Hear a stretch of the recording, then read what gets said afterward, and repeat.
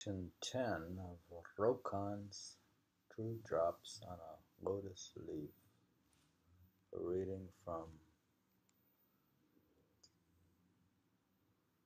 Dewdrops, Ryokan. When I see learned priest lecturing on the sutras, their eloquence seems to flow in circles. 5 periods of the law and the 8 doctrines, nice theories. But who needs them? Pedants have swelled heads. But ask them matters of real importance, and all that you get is empty babble. Remember, in his precepts, he didn't like the pedants and pedantic.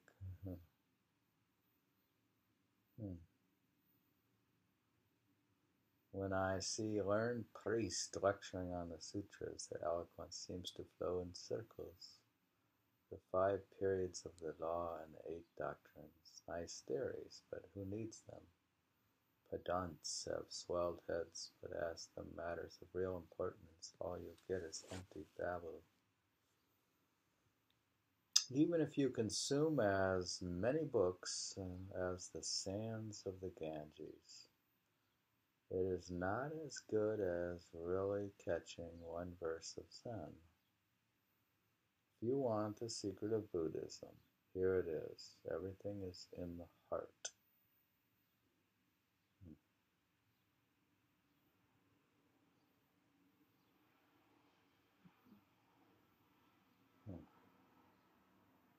It's in the heart. Here's his picture.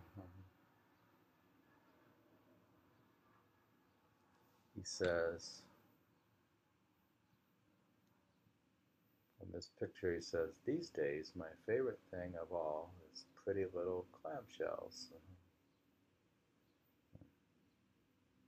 He hangs out on the, is that the beach? He hangs out looking at clamshells. Oh goodness. Now he says, Priest Senkei, a true man of the way, he worked in silence, no extra words for him. For 30 years he stayed in Kokusen's community. He never did meditate, never read the sutras, and never said a word about Buddhism. He just worked for the good of all. I saw him, but did not really see him. I met him, but did not really meet him. Ah, he is impossible to imitate. Priest Senkei, a true man of the way.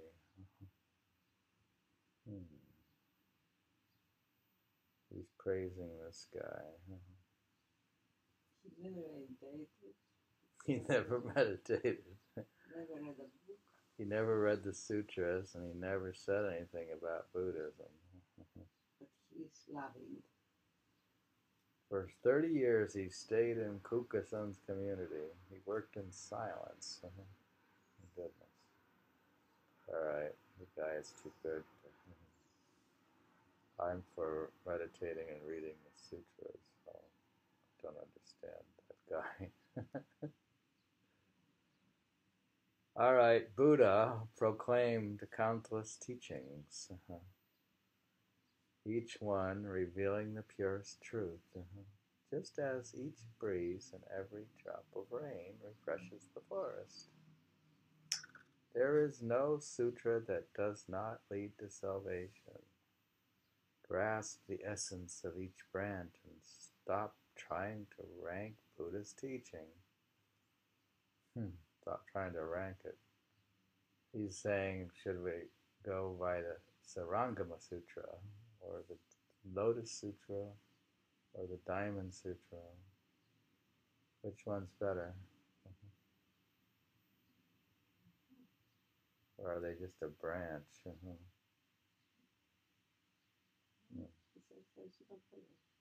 I keep hearing from my other Zen book, they read, oh, I read the Diamond Sutra. No, I read the Lotus Sutra. Oh, I read the Sarangama Sutra. I didn't know there are so many. Yeah, it's kind of, Buddhism seems bigger than, I'm still trying to get my hand on all the branches. Hmm. You like to read Why some, do you do that? Since he tells you not. to read all the branches? Yeah. Told me not to? Like you're grabbing onto that poem where he says you don't meditate and read sutras and don't read any books and um, well, then I'd have to go into the woods and live in this hut. He did. You see, the man advised with the community.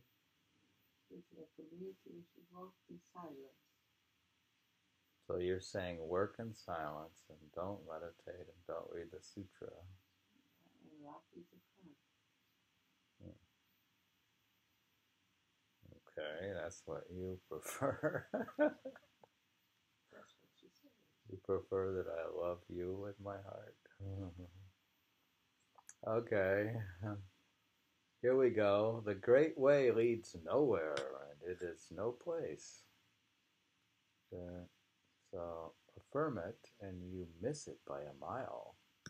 This is delusion. That is enlightenment is also wide the mark. You can expound theories of existence and non-existence, yet even talk of the middle way can get you sidetracked. I'll just keep my wonderful experiences to myself. Babble about enlightenment and your words get torn to shreds. He says, don't make grand statements about your enlightenment and your precepts. Right, this is quite a lesson here. And the middle way here is also a sidetrack. So moderation is an illusion. Extremely. Well, hmm, complicated. All right. The wind has settled. The blossoms have fallen. Birds sing. The mountains grow dark. This is the wondrous power of Buddhism. He seems to find it in the forest.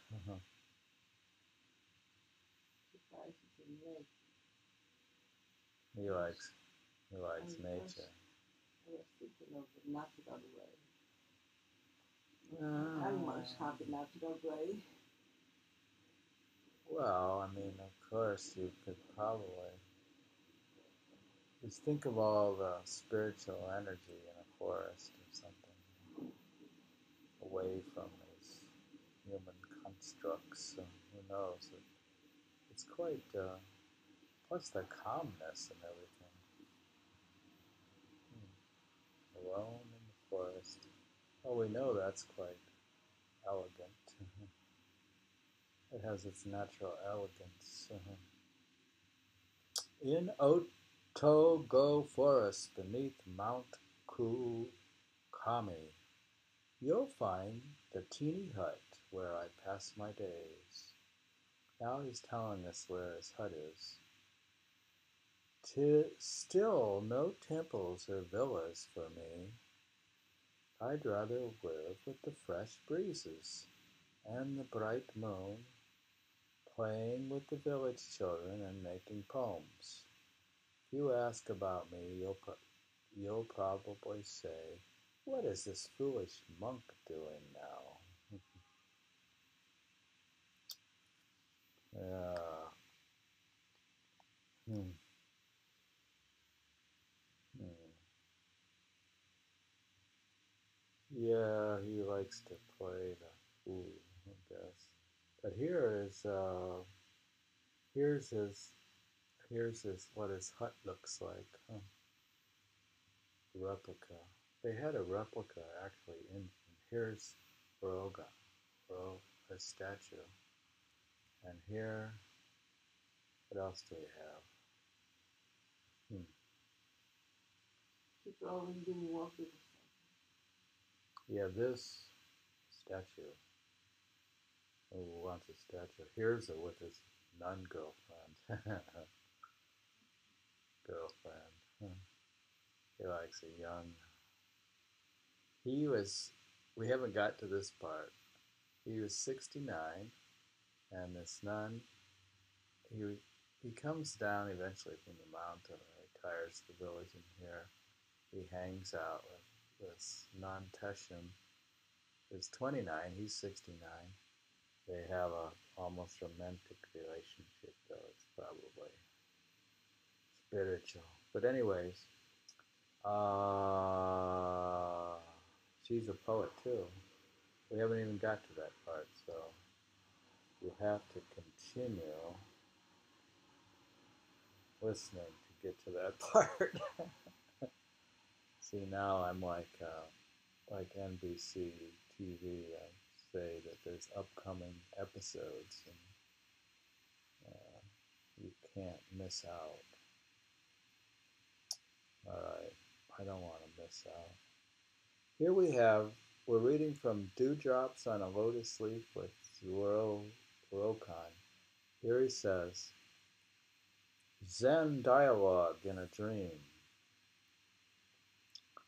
Must have had this in a dream. I was in town begging when I met an old sage. Monk, why do you live in the cloud-covered peaks? Old fellow I encountered, why do you remain in this dusty place? We both wanted to reply, but neither of us spoke. Then my reverie was shattered by the sound of the temple bell. I sat facing you for hours, but you didn't speak. Then I finally understood the unspoken meaning.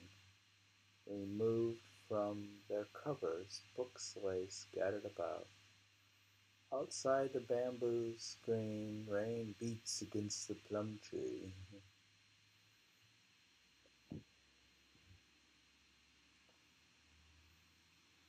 There's another picture. It says, the Zizo is a painted shape of children in the Wayfarer, carved by Ryokan.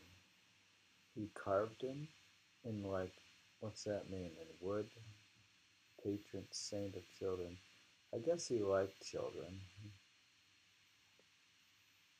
We'll continue. Dreaming of Saki, my long deceased disciple.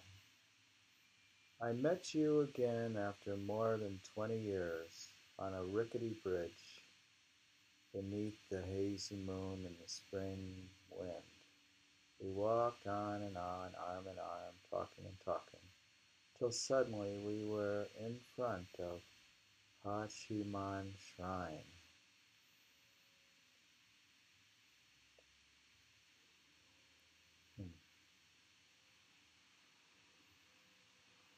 This is part 10. We're reading from the Dewdrops on a Lotus Leaf, translated by John Stevens.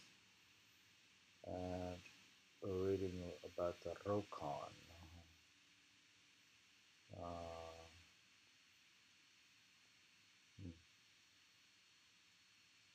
Where's Ryokan? There he is. Ryokan is born in 1758 or something in Japan. A poet and also a calligrapher.